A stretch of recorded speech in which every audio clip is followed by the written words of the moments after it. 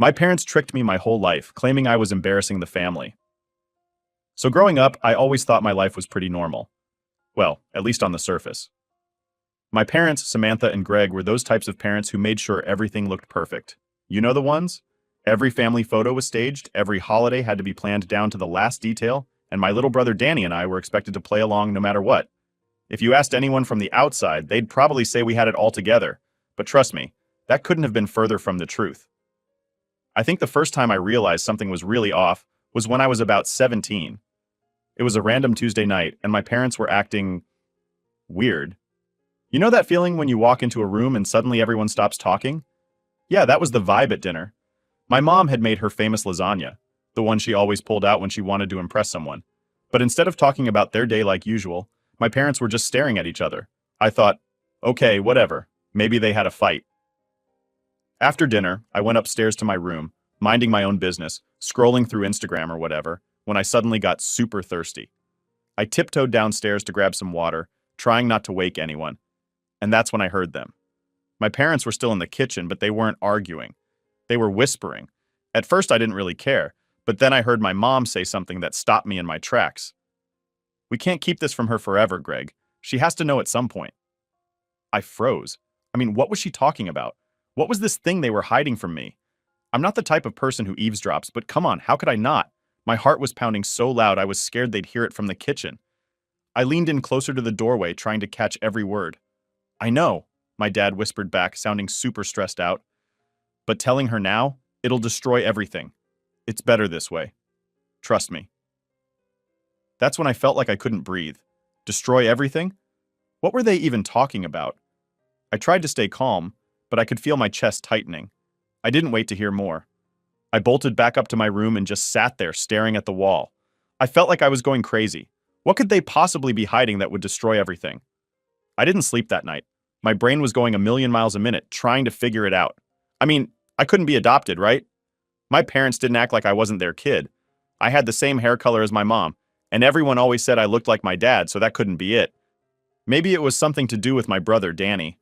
He was always kind of a mystery to me. He kept to himself, never got in trouble, and never really asked questions. But still, it didn't seem like it was about him. The next morning, everything seemed normal again. My parents acted like nothing had happened, and I didn't have the guts to ask them. But the thing is, once you know there's a secret, you can't unknow it. I became obsessed. I couldn't let it go. I started paying more attention to little things, trying to piece together what they were hiding. Every time my parents had a private conversation, I'd strain my ears to hear it. Every time they went into my dad's office and shut the door, I'd wonder if it was about the secret. Then a couple of weeks later, I found my chance. My parents were out at some event, and Danny was at a friend's house for the night. I was home alone. I knew it was now or never. I had to find out what they were hiding. So I did what any curious, maybe slightly paranoid teenager would do. I started snooping. I started with their bedroom. Nothing unusual there except for the fact that my mom had about 1,000,000 different perfumes. Seriously, who needs that many? Anyway, I didn't find anything interesting in their room, so I moved on to my dad's office. It was always locked when he wasn't home, but that night, unlocked. Jackpot. I felt kind of guilty snooping around, but at the same time, I had to know. I opened drawers, checked behind books, went through files, but nothing really stood out, until I found this old wooden box tucked behind a stack of papers in the bottom drawer. It looked ancient, like something you'd find in an antique shop. My hands were shaking when I opened it. Inside were a bunch of old letters, all yellowed with age, like they hadn't been touched in years. The letters were addressed to my dad, but they weren't from my mom. They were from someone named Rachel, and the things she was saying, well, they made my heart stop. "Greg, I hope Lisa is doing well. I can't believe how big she's gotten. It breaks my heart that I can't be a part of her life, but I know you and Samantha are giving her a better home than I ever could." I felt like the floor dropped out from under me. I kept reading, but every sentence hit harder than the last. "Please tell her one day. She deserves to know the truth. I never stopped thinking about her." Who the hell was Rachel, and why was she talking about me like she was my mom? I flipped through the rest of the letters, but they were all the same. Rachel writing about how much she missed me, how she hoped I was happy, how she wished things had been different. It all started to make sense in the worst way possible. The secret they were hiding? Rachel was my real mom. My whole life had been a lie.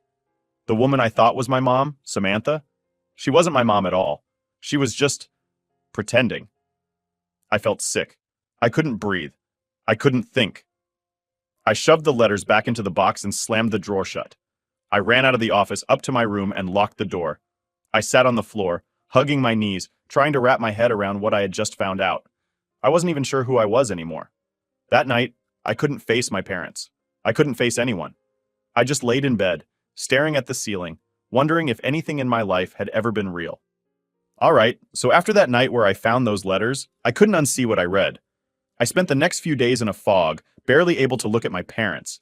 Every time they talked to me, it felt fake, like they were actors in some kind of weird show. Like, how could I even believe anything they said? I felt like I was living with strangers. The hardest part was trying to act normal. I still didn't confront them, even though every fiber of my being was screaming at me to do it. I guess part of me was just scared of what they'd say. What if they denied it? What if they made up more lies? I wasn't ready for that. One night, after a few days of being totally on edge, I couldn't take it anymore. I decided I needed to get out of the house and clear my head, so I texted my best friend Jess. She was always good at talking me down when I was freaking out. We decided to meet up at this little diner we'd always go to after school. When I got there, Jess could immediately tell something was off. I didn't even need to say anything before she was like, "What's going on, Lisa? You look like you've seen a ghost or something." I kind of laughed, but it wasn't a real laugh. More like that nervous, awkward laugh you do when you don't know what to say. "You're not going to believe this," I started. But even as I said it, I wasn't sure how to explain. I mean, how do you just drop, "Hey, my whole life's been a lie, and my real mom is some random woman named Rachel"? I took a deep breath and just spilled everything. I told Jess about the letters, about what I overheard my parents saying, and how I'd been freaking out ever since. She sat there, wide-eyed, just listening. By the time I finished, her mouth was hanging open. For a minute, she didn't say anything, and I started thinking I'd gone completely insane. Like, maybe I'd imagined the whole thing. But then Jess shook her head and said, "Lisa, this is messed up. You need to talk to them, like for real. You can't just sit on this forever." I knew she was right, but that didn't make it any easier. I felt like my life was this glass house, and the second I threw that rock, everything would shatter. Still, I couldn't pretend anymore. I had to confront them. So the next night, I did it. I waited until after dinner when Danny had already gone upstairs. My parents were sitting in the living room, watching one of those true crime shows they were obsessed with. I just stood there for a second, my heart pounding in my chest, wondering how I was supposed to start. Finally, I just blurted it out. "Who's Rachel?" The second the words left my mouth, my mom paused the TV and the room fell into this awkward silence. My dad didn't say anything, but he turned to look at my mom, like he was waiting for her to handle it. Typical. My dad never handled anything. My mom's face went pale, and for a second, I thought she might actually faint. She took a deep breath and said, "Where did you hear that name?" "I found the letters," I said, trying to keep my voice steady. "I know she's my real mom." I watched as my dad's face crumpled. He looked like he'd just been punched in the gut. "My mom, though?" She went into full denial mode. "You had no right to go through our things," she snapped, standing up from the couch. "We've done everything for you, Lisa. We raised you. We gave you a good life. What more do you want?" I couldn't believe what I was hearing. "What do I want? I want the truth. You've been lying to me my whole life." She tried to argue back, saying something about how they were protecting me, how Rachel wasn't fit to be a mother, and how they did what was best for me. But all I could think about was how they never gave me a choice. They decided what was best for me without even asking me if I'd want to know the truth. My dad finally spoke up, his voice shaky. "Lisa, we always meant to tell you, but we didn't know how. We thought it was better if you didn't know." I shook my head, tears burning in my eyes. "You thought it was better to lie to me? To make me think I had this perfect life when it was all fake?" For the first time, my dad looked at me, really looked at me, and I could see the guilt in his eyes. "We never wanted to hurt you," he said softly. We didn't know how to tell you." That's when I realized something. They weren't just lying to protect me, they were lying to protect themselves. My mom didn't want people to know she wasn't my real mom because it would ruin the image she'd built up. And my dad, he didn't have the guts to go against her. I wiped my eyes and took a deep breath. "I need to meet her," I said, my voice firm. "I need to know who she is." My mom started to protest, but I didn't care. I'd made up my mind. I was going to find Rachel, no matter what. My whole life had been built on lies, and I deserved to know the truth. I wasn't going to let them keep that from me any longer. That night, I stayed up late, searching online for any trace of Rachel. I didn't have much to go on, just her first name and a few old letters, but I was determined. After hours of searching, I finally found something. It was an old Facebook profile, barely used, but it was definitely her. I recognized her face from the pictures and the letters. I stared at the screen for what felt like forever, my finger hovering over the send message button. My heart was racing, and my hands were shaking. This was it, the moment I'd been dreading and hoping for all at once. Finally, I took a deep breath and typed out the message. "Hi Rachel, I'm Lisa. I think you're my mom." I hit send before I could second guess myself and immediately felt like throwing up. There was no going back now. I'd opened the door to a whole new world of chaos, and I had no idea what was waiting for me on the other side. So after I sent that message to Rachel, I was a wreck. Every time my phone buzzed, my stomach did a backflip, thinking it was her. I didn't know what to expect. Like, what do you even say to the woman who gave you up and then stayed hidden for almost 2 decades? The days dragged by, and nothing. No response. I started doubting myself, thinking maybe she wouldn't want to meet me, or worse, maybe she didn't care at all. Maybe my parents were right about her being a mess. But then, out of nowhere, about a week later, I got the message. "Hi, Lisa. I've been waiting for this message for a long time. I'd love to meet you." That was it. Just 2 sentences, but my hands were shaking like crazy. I didn't even know how to feel. Part of me was relieved, but the other part? Scared out of my mind. I didn't know what she'd be like or if this was going to be a complete disaster. But I had to know. I had to meet her. We set a time to meet at this little coffee shop a couple of towns over, probably so we wouldn't run into anyone we knew. I didn't tell my parents about it, obviously. They were already pissed about me even reaching out to Rachel, and I wasn't in the mood for another screaming match. Besides, this was something I needed to do on my own. The day we were supposed to meet, I was a wreck. I couldn't eat, I couldn't focus. My brain was going wild with all the what-ifs. What if she didn't show up? What if she showed up and I hated her? What if she didn't even recognize me? I got to the coffee shop about 20 minutes early because, of course, I was too nervous to sit at home and wait. The place was small and quiet, and I grabbed a seat by the window so I could see her when she came in. Every time the door opened, my heart did this weird thing where it felt like it was going to burst out of my chest, and then there she was. She looked, well, kind of like me, which was weird and comforting at the same time. She had the same dark hair, the same nose. It was like looking at an older version of myself. She was a little thinner than I expected, and she looked nervous too. She spotted me right away and smiled. I couldn't even manage to smile back. I just kind of sat there, frozen. She walked over, and the first thing she said was, "Hi, Lisa. You look just like I imagined." I didn't know what to say. My throat felt like it was closing up, but I managed a quiet, "Hi." Not the grand opening line I had in my head, but it was something. We sat down, and for a minute we didn't say anything. It was awkward as hell. I was just sitting there, stirring my coffee, even though I hadn't even added sugar. She kept looking at me like she was trying to figure out what to say. Finally, she broke the silence. "I know this must be really strange for you," she said, her voice soft. "I've thought about this moment for so long, but now that it's here, I don't know where to start." I nodded, still not sure what to say. I mean, how do you start a conversation with the person who gave birth to you, but has been a stranger your whole life? "Why didn't you ever try to reach out to me?" I asked, finally managing to get some words out. I'd been wondering that since I read her letters. I mean, she sent them, but never pushed harder. Never fought to see me. I needed to know why. Rachel sighed and looked down at her hands. "I did at first, but your parents, they didn't want me in your life.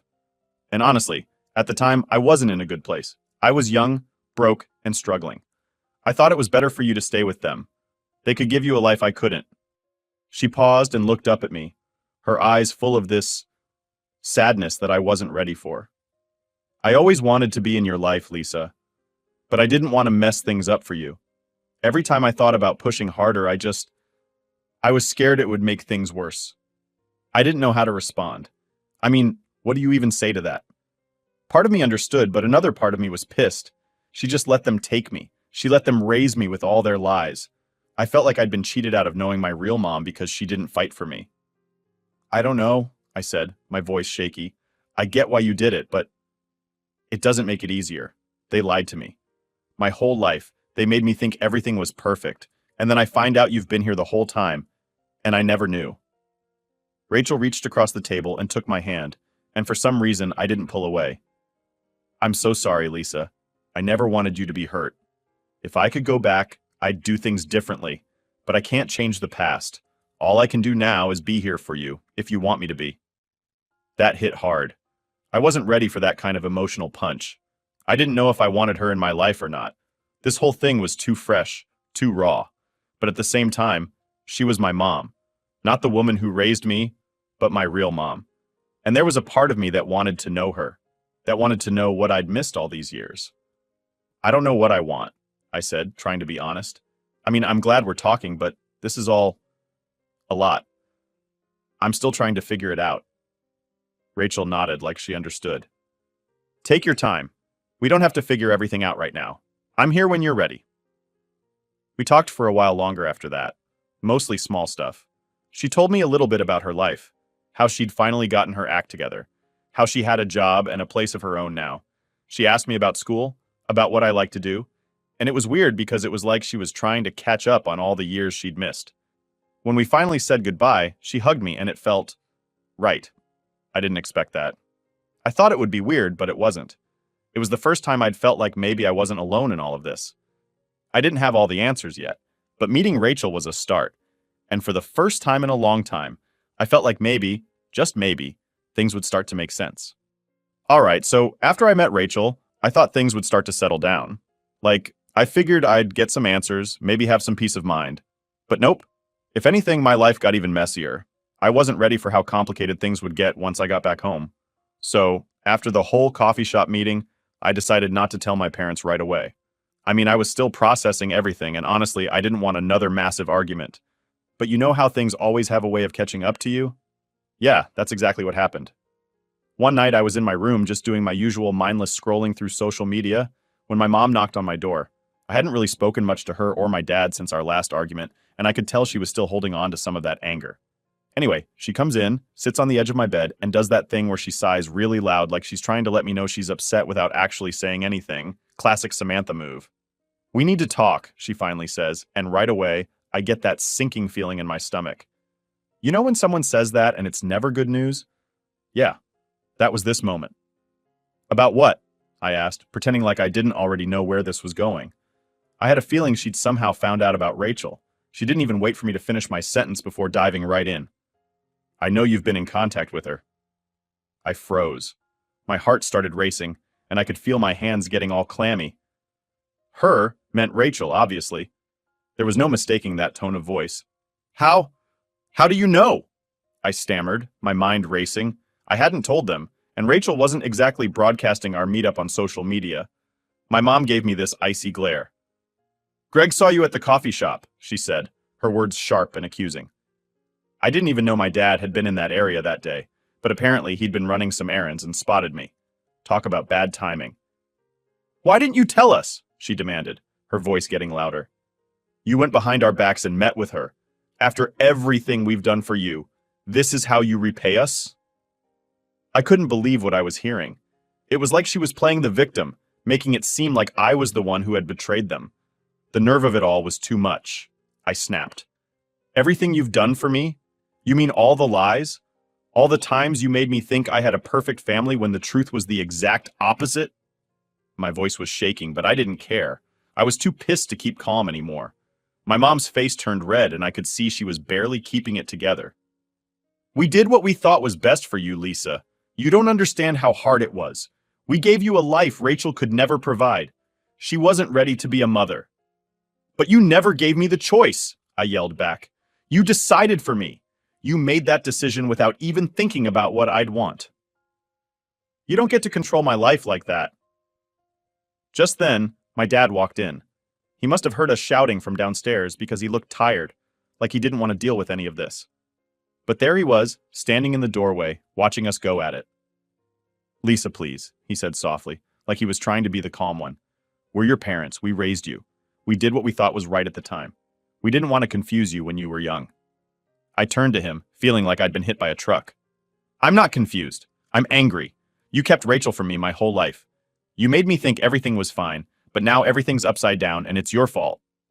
For a second, my dad just stood there, rubbing his face like he was trying to figure out what to say. But my mom, she wasn't done. You're being ungrateful, she spat, standing up from my bed. You think Rachel is going to swoop in and be the mother you've always wanted? She gave you up, Lisa. She abandoned you. Her words stung, but I knew she was just trying to hurt me, trying to manipulate me, like she always did. She didn't abandon me, I said, quieter now but still firm. She wasn't ready. You're the ones who kept her away. At this point, my dad stepped in between us. Enough, he said, his voice stern for once. We're not going to get anywhere by yelling at each other. I could tell he was trying to play peacemaker, but it was too late for that. The damage was already done. My mom stormed out of the room, slamming the door behind her. My dad just stood there for a minute, staring at the ground. I'm sorry, Lisa, he said after what felt like forever. We really thought we were doing the right thing. I didn't respond. I couldn't. I didn't know what to say to him. All I knew was that things between us would never be the same again. After he left, I sat on my bed, staring at the ceiling. My mind was racing with everything that had just happened. The fight, the accusations, the truth about Rachel. It was all too much to handle. I felt like my entire world had been flipped upside down, and there was no going back. The next morning, my mom didn't speak to me. She didn't even look at me. She acted like I didn't exist, which honestly was fine by me. I wasn't in the mood to deal with her passive-aggressive nonsense. My dad tried to make things feel normal, asking me about school and stuff, but it was awkward as hell. I could tell he was walking on eggshells, and it made me feel even worse. Later that day, I got a message from Rachel. She said she had a lot more she wanted to tell me, and that if I was up for it, we could meet again. I didn't hesitate. I needed answers, and I wasn't going to get them from my parents. I didn't tell anyone where I was going when I left the house. I just grabbed my keys and drove. This time, I was determined to get the whole truth, no matter how hard it was to hear. All right. So after everything that went down with my parents, I knew I couldn't keep living in the dark. I had to meet Rachel again, and this time, I needed her to tell me everything. I didn't want any more vague answers or sugar-coated stories. I wanted the truth, no matter how messed up it was. We decided to meet at the same coffee shop as before. When I walked in, Rachel was already sitting there, sipping on a cup of tea, looking a little more relaxed than the first time we met. I wasn't. My stomach was in knots. This time, I was ready to get real. But I had no idea what was coming. I sat down and she smiled at me, but I could tell she knew something was up. I didn't waste any time. Rachel, I need to know everything. No more half-truths. No more trying to protect me. I deserve to know what really happened. She put her cup down and sighed. It was that kind of sigh you do when you're about to admit something you've been holding on to for way too long. I braced myself. Okay, Lisa, she said quietly, looking me straight in the eyes. You're right. You deserve to know the whole story. And then she started. She told me that she and Greg, yeah, my dad, had dated when they were young, back in college. It was a whirlwind thing, and they were both way too immature to handle it. When she found out she was pregnant with me, everything fell apart. My dad freaked out and basically told her he wasn't ready to be a father, which didn't surprise me. He's always been the type to avoid responsibility whenever things got tough. But here's where things took a wild turn. Rachel said that my mom, Samantha, was actually a close friend of hers back then. They weren't best friends or anything, but they were in the same social circles. When Samantha found out Rachel was pregnant and that Greg didn't want to step up, she swooped in. I'm talking like full-on rescue mode. Apparently, Samantha had always wanted kids, but she had some health issues that made it hard for her to get pregnant. So when she found out Rachel was going to have me, she made a deal with her. I was scared, Lisa, Rachel admitted, her voice shaking a little. I didn't know what to do. I was 20, broke, and alone. Samantha offered me what I thought was the perfect solution. She said she and Greg could give you the life I couldn't. She convinced me it was the best thing for you. I just sat there, trying to process everything. My mom, the woman who had raised me, had basically orchestrated this whole thing. She took advantage of Rachel's fear and insecurity to take me away from her. It wasn't just some random adoption story. This was a plan, and everyone had kept it from me. I didn't want to give you up, Rachel said, tears starting to form in her eyes. But I thought I was doing what was right. I thought you'd have a better life with them, and I was too scared to fight back. I felt this deep, hollow pit forming in my chest. I wasn't mad at Rachel. I could see how scared she must have been back then. But my parents? They had lied to me my entire life. They didn't just raise me. They manipulated my whole story to fit their perfect little image. Why didn't you come back for me? I asked, my voice shaky. I wanted to, she whispered, wiping away a tear. But once they had you, they made it clear that I wasn't welcome in your life. They told me that if I tried to contact you, they'd cut me out completely. I was young, Lisa. I was scared. I didn't know what to do. That hit me like a ton of bricks.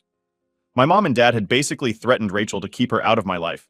They didn't want me to know the truth because it didn't fit their perfect family narrative. They wanted control, and they were willing to lie and manipulate to get it. I sat there in silence for what felt like forever, just trying to process everything Rachel had told me. I could feel the anger bubbling up inside me again, but it wasn't directed at Rachel. It was at my parents. They had been the ones to lie to me for years to keep Rachel away, to make me believe this fake story about my life. "I'm so sorry, Lisa," Rachel said, reaching across the table to grab my hand. "I wish I'd been stronger back then. I wish I had fought harder for you." I didn't know what to say. Part of me was still angry at her, but the bigger part of me just felt sad for both of us. We'd been robbed of the chance to know each other, all because my parents couldn't handle the truth. "I don't blame you," I finally said, squeezing her hand back. "But I don't know what to do now." Rachel nodded like she understood exactly what I meant. "It's not going to be easy, but I'm here now if you want me to be." That was the hardest part. Deciding if I wanted her in my life. I mean, she was my biological mom, but I didn't really know her. And after everything that had happened, I wasn't sure if I could trust anyone anymore. But I knew one thing for sure. I couldn't go back to the way things were. I couldn't keep pretending like everything was fine with my parents when they had lied to me for so long. Something had to change. When I got home that night, I was exhausted. I hadn't told Rachel whether I wanted to see her again, but I knew deep down that I did. It was just going to take time. As soon as I walked through the front door, my dad was waiting for me. He must have heard me pull into the driveway because he was sitting in the living room, looking like he hadn't slept in days. "We need to talk," he said, standing up and walking over to me. I was too tired to argue, so I just nodded and sat down. "I know you've been meeting with Rachel," he said, his voice low and tired, "and I know you're angry." "Angry doesn't even begin to cover it," I said, crossing my arms. "You lied to me, Dad. You and Mom both. You made me believe this perfect story when it was all fake." He sat down next to me, rubbing his hands together like he always did when he was nervous. "We thought we were doing what was best for you." I shook my head. "No, you were doing what was best for you. You wanted control, and you didn't care how much it would hurt me in the long run." He didn't say anything, just sat there in silence. For once, he didn't try to argue or justify what they did. He just sat there, looking defeated. "I don't know what's going to happen next," I told him, standing up to leave. "But things aren't going to be the same. I can't pretend anymore." And with that, I walked upstairs, leaving him sitting there alone in the mess they had created.